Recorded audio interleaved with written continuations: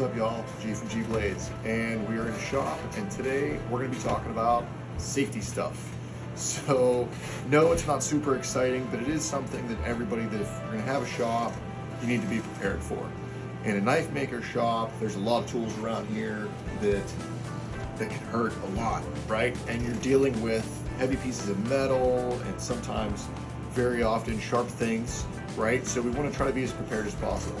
Every day I'm wearing some kind of safety equipment in some way, shape, or form. My glasses are always safety rated. I do have other goggles and things like that that I wear that we're going to be covering here very shortly. But right off the bat, the biggest thing that every shop needs is some level of first aid kit, especially if you're by yourself.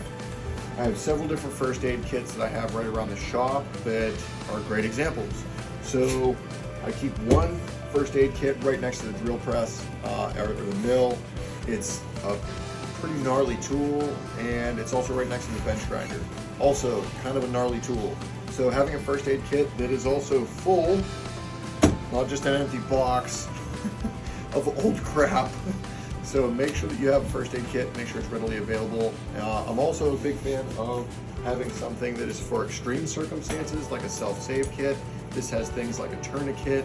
It has a sucking chest wound patch along with trauma dressing and clotting agent, things like that could be preparing for worst case scenario. Also comes with some simple things that you don't think about, like a whistle.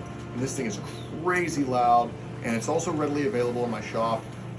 All my first aid kits are either on a bench or within 3 feet from the ground. So one, if I'm injured in a way that I can't stand up, I can still get to it.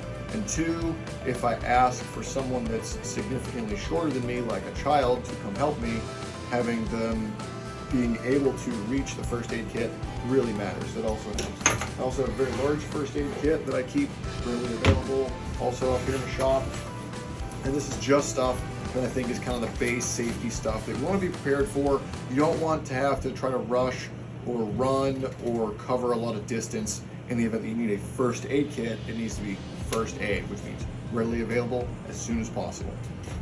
All right, and now we're going to check out some other personal protective equipment that we use in the process of making knives, including up here in grinder room and down in the forging room. So let's check that out. Okay, so other than our first aid equipment, there is some other stuff that we can have around the shop that'll also reduce the likelihood that we need to use the first aid equipment in the first place. So some simple things like gloves. I use nice thick. These are 9mm thick nitrile gloves. Big fan of these. They prevent metal splinters. They prevent all kind of gnarly crap from getting into my hands. Some of the chemicals that we use, whether you realize it or not, can be kind of sketchy to have on your hands in the first place. So nitrile gloves are a big deal. Some kind of safety glasses or safety goggles are always a great idea whenever you're using any kind of power equipment in any way, shape, or form. When I'm using a belt grinder a lot and we're making a lot of dust, I'm going to even use a powered respirator. This works out really well, and it lets me run for a nice long time, and it blows fresh air across the front of the mask, so it stops it from fogging up as well. In the event that I'm not doing a whole lot of that, but I got to do some grinding, still going to use some kind of filtered respirator. It makes a big deal. You have to breathe all the time, so take care of it, right? Put some kind of effort into making it less terrible. We're also going to use a decent quality, any kind of decent quality welding helmet when you're welding. Safety squints is not a thing. That's stupid. That is how you get sent to the hospital. And welders flash is really terrible. So we want to make sure that we are protecting our eyes. Make sure you test your welding helmet before you commit to welding.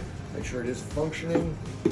And some other really basic stuff that you want to keep on hand for sure in any kind of shop is fire extinguishers. I have 2 different fire extinguishers on hand at all times. It's a great idea. We want to try to reduce the likelihood that we need the first aid equipment, so some kind of safety equipment is always going to help. So stay tuned. We got a whole bunch of awesome knife making stuff coming up. I hope you guys enjoyed the safety video. Have a good one.